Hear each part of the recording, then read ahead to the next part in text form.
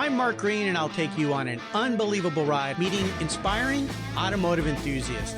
These are the movers and shakers, industry leaders, racers, builders, and the drivers in the automotive industry and car culture. I'll reveal their passions for automobiles and much, much more in their career choices and their personal journeys. Together, we'll unveil their triumphs and tragedies, successes and failures, and drive deep into their lives as they share their stories.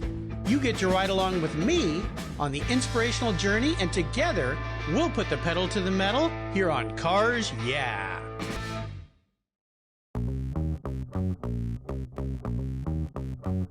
I am in Auburn, California, and I had Trevor Huiskens from WFO on my podcast, and he said, if you're ever up here, come and see me. Come and visit. You can drive one of my cars. So he tossed me the keys to this incredible Jeep, and here I am out in the beautiful backcountry of Northern California, and we're going to go talk to Trevor and learn a little bit more about WFO. But first, we're going to go for a little ride. Woohoo! All right, let's go!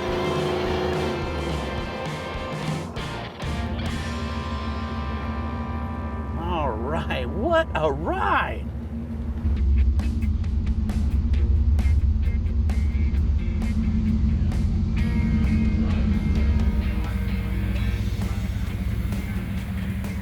Hey Trevor, I'm back.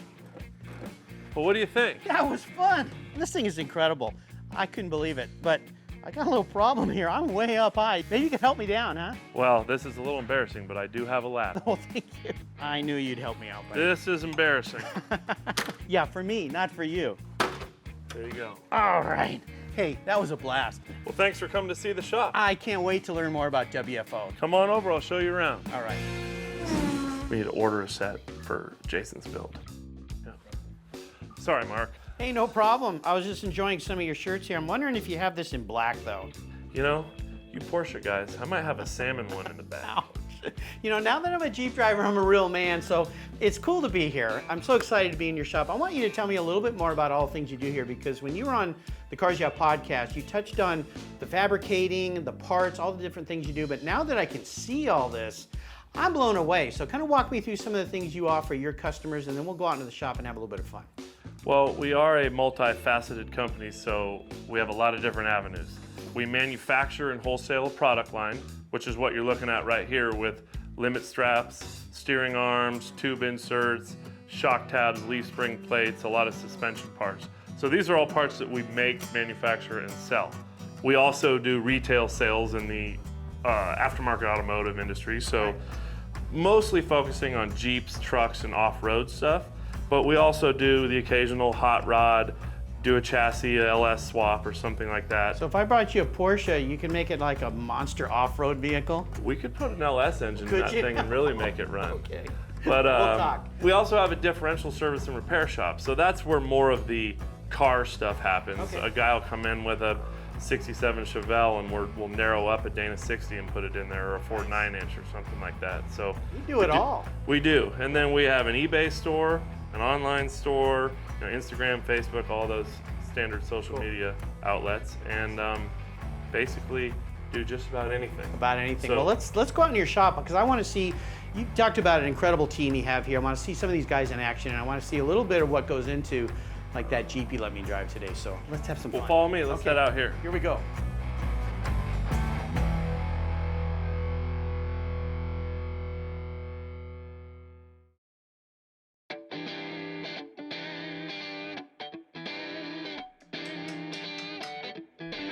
Mark, where are you? Hey, I'm underneath here. I found this under this car. Does that go to something? That's not a good thing. Not a Bolts good are thing. falling off. I don't think so. I don't think so. Well, I was attracted to this because I like old school cars, you know that. And I saw this old FJ40 Land Cruiser, and I went, you know what? This is pretty cool, but then I started crawling around and crawling under this thing. You guys do some really custom stuff, so kind of walk me through what you've done on this vehicle. So if I brought you an old car like this, and I could come out with a monster like this, so where do we start? In the first place I want to start is with that little bow tie on the hood, because that's a Chevy bow tie. This is a Toyota, so what's going on under the hood? Well, you know, we always want to mess with the engine, right? We always want more horsepower. So, Of course, the first thing is let's put a Chevy engine in these. You know, Wow. it may be a Toyota, but let's put a Chevy engine. So Right. I'm actually glad that you noticed that it was a Toyota FJ40. I'm pretty impressed. Well, I like these old things. You know, when I was in high school, a friend had one. We used to go down to Baja, California, go surfing, play in the sand, but this wasn't anything like this. As you noticed, it's got a Chevy 350 in there, a SM420 4-speed manual transmission with granny low. Nice. Which that's how you can go slow in the rock. Right. We've worked on this quite a few times over the years, and you change one thing, then you change another, then you change another, and it's a constant work in progress. Absolutely. This one actually has a 1-ton front axle. That's a Dana 60 out of a 1-ton Chevy pickup. And we got the axle, took it out of the truck, shortened the long side axle tube 4.5 I was inches. gonna say, how did that fit in this narrow little car? But you actually chopped the thing apart, put it back together, re-weld it. We do a lot of that in the differential shop. Nice. We always want the biggest axles, the 1-ton axles, so we don't break when we're out on the trail. Absolutely, very cool. And then this thing sits pretty high. Now obviously it's up on a lift, but what do you do to keep this thing, or jack this thing up so high? Because I mean, it's way up there. This one has a spring over conversion, and as you can see, it still has leaf springs in the front, but the springs are normally underneath the axle. So by putting the springs on top of the axle, it gives you 6 inches of lift right out of the gate. And in the rear, it has a 4-link suspension with coils, but in the front, we're still running leaf springs. That's how we get the height to run 40-inch tires and beadlock. Very cool, very cool. Well, listen, you might want to figure out where this came from. Maybe I shouldn't have pulled it out, but I'm going to give it back to you. But let's take a look at some of the other stuff you guys do in here, and let's have a little more fun and teach me a little bit more about what you do, all right? So this is where all the magic happens in here. Absolutely. This is Gavin, this is his welding booth. It's in the middle of a weld right now. You never stop a guy in the middle of the weld. No, I'm not going to touch that. There he is right here. Gavin, Mark Greene. How's it going? Good to meet you, buddy. You too. You are an artisan. I was looking at some of the parts that you weld, and am I using the right term? Stacking dimes? Yeah, that's the term. You're the dime stacker extraordinaire for sure. The work you do is just magic. I mean, it's really, really spectacular. It's cool. It's kind of the mark that you guys have is the look of the welds, the way you put things together, right? Exactly. We want our suspension components to stand out, not only being strong, but to look good. And, you know, it's all about laying down a nice weld. Everybody appreciates that. I mean, you're a car guy and you see that weld immediately. Yeah, it's a work of art. Fantastic. So all this stuff starts as sheet metal, basically, and I see some parts back there that are the end plates, it looks like, for some of these pieces. There we go. Yeah, so they start in flat plate form in 4x8 sheets, send them out to get laser cut, or we CNC plasma cut them in-house. And after they're cut, as you can see, they're formed, and then they all kind of fit together. It's like putting a puzzle together. Well, it's absolutely spectacular. I mean, the level of quality, what you guys do here, Gavin, you're a magic man. Oh, thank you. Yeah, this is really, really cool. Thanks for showing me this. So what are we going to see next? Let's see. Maybe axles, differentials? We'll take over the differential shop, show you that. All right, Gavin, get back to work. Thank you. Have a good one. You bet.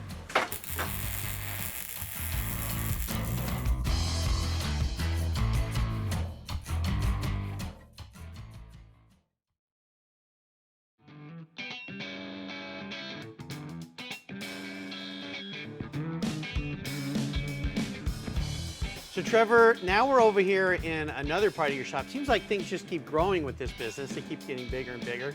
So we've got axles and differentials and all sorts of components going on, but I saw your parts over here, what you build. You've got some old parts that look like came out of junkyards maybe. So kind of walk me through what happens in this room.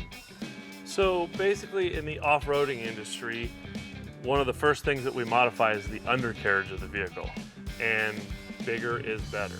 So we have relationships with some junkyards, with some good old-fashioned rednecks that just show up with a truckload of parts. Cool. And this is what we end up with basically core axles. So down there on the bottom is a rusty old Dana 60 out of a mid-80s Chevy 1-ton truck. That is the exact same axle that's in the front of Dan's FJ40 Land Cruiser, Nice. just in its rusty, dirty form. Sure. So what happens here, you bring this stuff in, you tear it all down, you clean it all up, powder coat it, fix it, add your components to it, and you end up with some magic like we saw over there on the workbench. That's pretty darn cool. And as I look down here, like here's a part out of this car, which is pretty manly, you know. Well, you know, you race car guys might think, that's strong enough to be a transaxle or a front axle shaft. And that came out of this old 46 Willys front end right here. That's a Model 27. But what we're more interested in is this. Yeah. So this is the front axle shaft out of one of the front ends we're building right over there. Size does matter, and once again, you've outdone me a little bit here. So here, I'll trade you parts.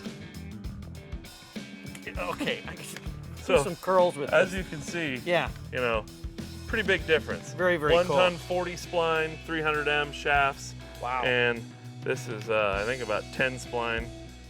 Lot different. Lot different. That's how we put the horsepower to the ground. That is very cool. And we walked in here, I noticed, here you can have this back. There you go.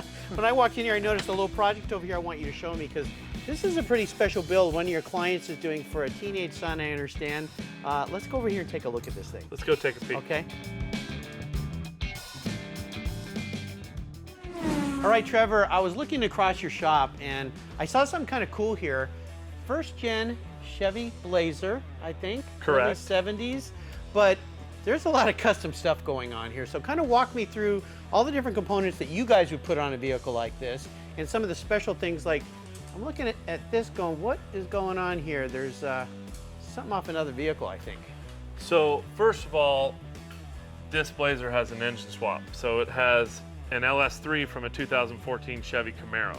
Nice. Which is nice. Yes. 6L90 transmission, and due to the fact that we put the new motor, the new transmission, the new drivetrain in there, it has moved the differential from the passenger side to the driver's side. Okay. So the Chevrolet front axle could no longer work in here. And the ideal axle is the front axle out of a 78 or 79 only Ford F-250. You're interchanging a lot of different parts from different years, different cars, but they all work, or do you modify them to make them work? Well, luckily Dana Spicer back then was building axles for Ford, Chevy, Dodge, everybody. All right. So a lot of the components are the same, but just over the years we've learned that you can mismatch a Ford with a Chevy with a Dodge and make it work. Seat time, seat time. Very, very cool. And the rear end is out of a 2006 Chevy 2500 HD. And we just cleaned that up and rebuilt that with the right gears to match this front one. But we make a lot of the products to install them. Those are our U-bolts, our leaf spring plates, and then this is our heavy-duty tie rod with our weld-in tube inserts for the 1-ton tie rod ends. Nice.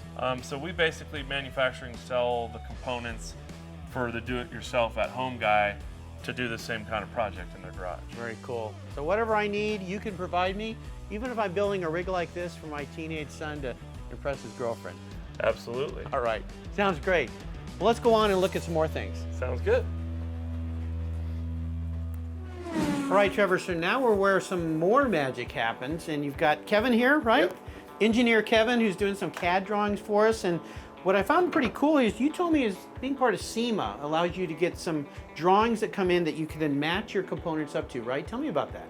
So they released drawings of most of the new vehicles coming out. So in this case, we were working on a GMC or Chevy 3/4 ton truck. And so Kevin was able to import the transfer case, and we needed to build a clocking ring or clocking plate that rotates the transfer case down. So this is the plate that we built off of that drawing from GM, as Kevin's showing it. So Kevin, how much easier does this make your work? Oh, without having the vehicle here, I can get these drawings, make the part in-house, and then wait for the vehicle to come in, then test it whenever I want, and then make changes right on the fly, and then get it back out to machine and production. So obviously being a part of SEMA is really important in your business because it just gets you so much ahead of the curve. Plus, you have parts that are going to match up to exact factory specifications, yes. Right? Mm-hmm. Now, when we were in the welding room, you showed me some parts that Kevin's got a little illustration here he can bring up of those pieces actually on the screen. So here we go. So Kevin, tell me what I'm looking at here. You're looking at a 2015 Chevy frame. I've chopped the back off to not have what I need and take out the old IFS. And so I actually was able to design our lift kit before the truck was even here. So I was able to do, you know, our frame plates, our shock towers, some track bar brackets. There's the piece I had in my hand, right? That's the one piece that you I had in your hand, and so see, I was I'm able learning to, some stuff here. Maybe I can come in and be a part of the team. So I was able to form it, just simple sheet metal work around that, and then we welded together in-house with the right spacers.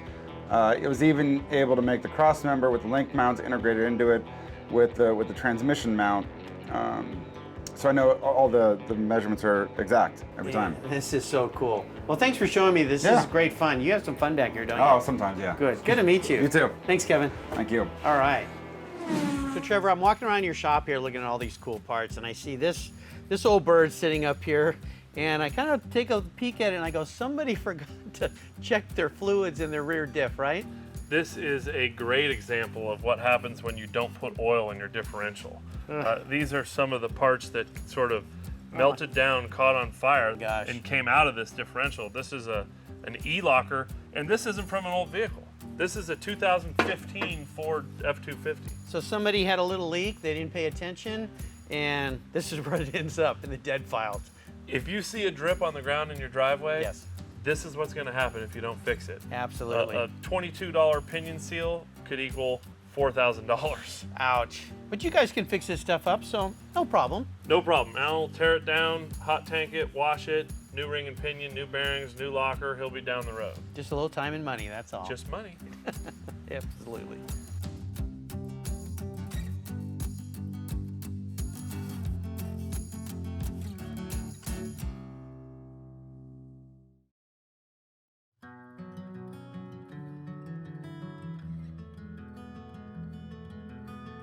So Trevor, before I leave you today, you've shown me a lot of really cool things. I thought we'd sit down amongst some of these builds that you've done and talk a little bit about business, a little bit about what the future holds. But before we get into that, tell me a little bit about each of these builds.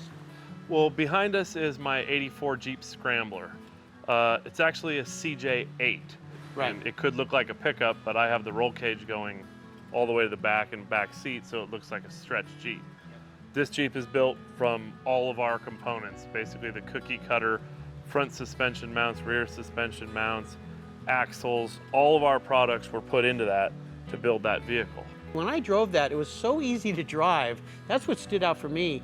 And when you put your foot into it, it's got some oomph.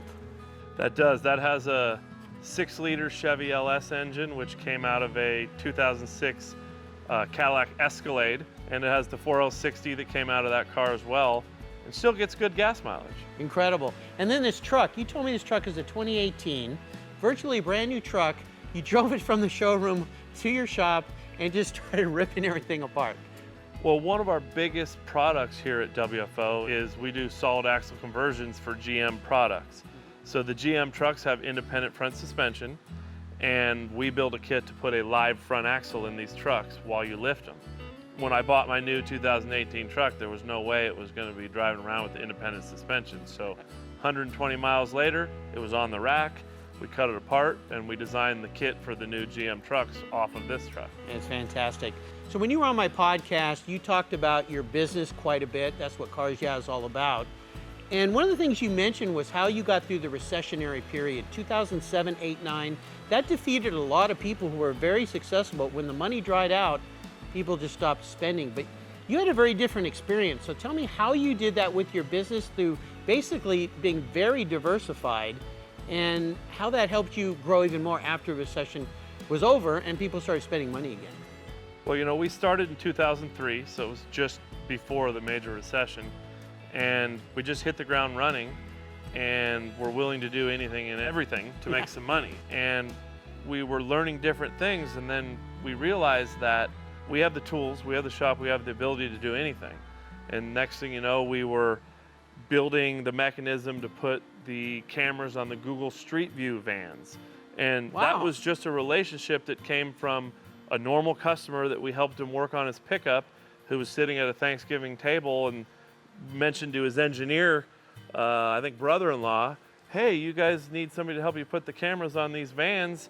These are your guys. Right. And when they called us, we said, sure.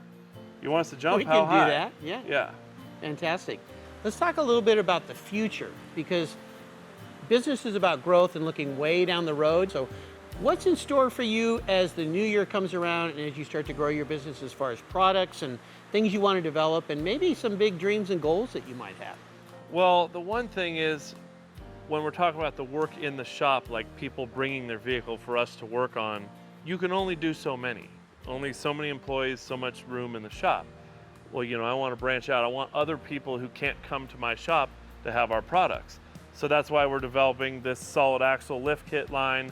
That's why we developed the parts that the do-it-yourselfer can buy to build this Jeep in their garage. Right. So the future of the business is growing the product line while growing the brand, but keeping that all synonymous with quality, high-end, manufactured in the United States, products. At the end of the day, when you go home or the end of the week and you look back at your business, what are you most proud of? I would have to say what I'm most proud of is my employees. These guys came in just out of high school or even working for me while they were in high school. And let's face it, I'm not the one doing it anymore. They're the ones that are producing, my vision. And it's no longer my vision, it's our vision. So all the employees I have, they all have their own niche in the business and, their own strong point, and they do amazing work. And they've come from nothing and got to the upper end. Yeah. I was really impressed by the quality I saw here, the craftsmanship and the care. And I noticed you as we were going throughout the day, the way you respected people and the way you spoke about your employees. I didn't really ever hear you call them an employee. It was like this guy's shop or his space. And I think that's a key thing of being a great business leader, a great person in a business, of building a good business. It's all about the people, because without them, nothing good can happen. So you built a tremendous business here with WFO. Well, thank you. Yeah. Thanks for all your time today. This has been great. Thanks, Mark. You bet. Trevor, hey, thank you for an incredible day. I am so impressed with WFO and what you've built here. This is just so much fun. I'm a bit out of my element in this incredible ride, but I've got a new love for Jeeps now. This is pretty neat. And you gave me this cool hat, so now I fit the part. Hey, thanks again. No problem. This was real fun. Thanks for coming by. You bet. See you, buddy. See ya. Woohoo!